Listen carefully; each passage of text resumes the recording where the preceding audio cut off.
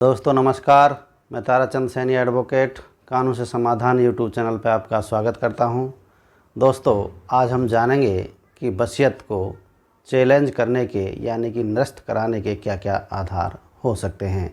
इस विषय पर चर्चा करने से पहले मेरा आपसे आग्रह है, यदि आप मेरे चैनल पर नए जुड़े हैं और आप लीगल टॉपिक्स में इंटरेस्टेड हैं और आपने अभी तक मेरा चैनल सब्सक्राइब नहीं किया है तो प्लीज़ चैनल को सब्सक्राइब कर दें और बेल आइकन को प्रेस कर दें, जिससे मेरी आने वाली वीडियो का नोटिफिकेशन आपको समय पर मिलता रहे।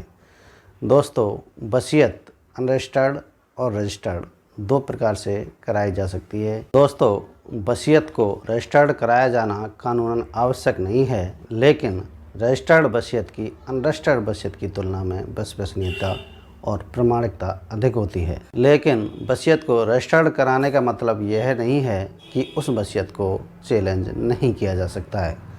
कैसी भी वसीयत रजिस्टर्ड हो या अनरजिस्टर्ड, यदि उसकी प्रक्रिया में कोई खामी है या कोई लीगल डिफेक्ट्स है तो उसको उस आधार पर अदालत में चैलेंज कर निरस्त कराया जा सकता है।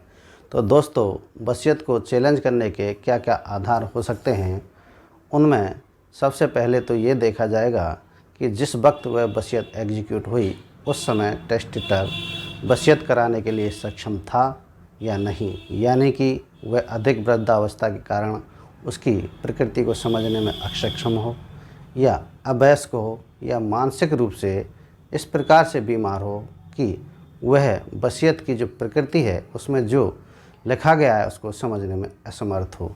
यदि ऐसी परिस्थितियों में वसीयत एग्जीक्यूट हुई है तो उसको निरस्त कराने का एक आधार हो सकता है।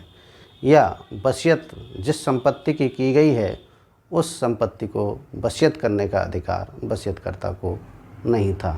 या वसीयत का निष्पादन सही प्रकार से नहीं हुआ हो, यानी कि वसीयत सही प्रकार से नहीं लिखी गई हो, उसकी जो भाषा है वह स्पष्ट हो, समझने के योग्य ना हो और उस पर स्वयं वसीयतकर्ता यानी कि टेस्टिटर के हस्ताक्षर सही प्रकार से नहीं किए गए हों और सही प्रकार से दो गवाहों द्वारा उसको अनुप्रमाणित नहीं किया गया हो। इसके अलावा यदि वसीयत को धोखे से जालसाजी से कराया गया हो, यानी कि यदि वसीयतकर्ता द्वारा जिस वसीयत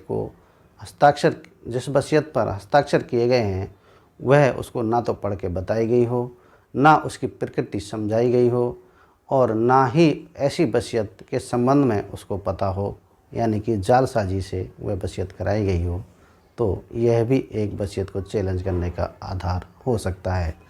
और इसके अलावा वसीयत करते समय वसीयतकर्ता की स्वतंत्र सहमति नहीं ली गई या वसीयतकर्ता को दबाव में लेकर ज़बरदस्ती उसकी इच्छा के विरुद्ध वसीयत एग्जीक्यूट की गई हो। इसके अलावा वसीयत में परिवारीजनों को संपत्ति में पर्याप्त हिस्सा नहीं दिया गया हो तो परिवारीजन ऐसी वसीयत को चैलेंज इस आधार पर कर सकते हैं कि उसमें उन्हें पर्याप्त हिस्सा नहीं मिला और हिस्सा नहीं देने का सफिशिएंट रीज़न भी अंकित नहीं किया गया हो।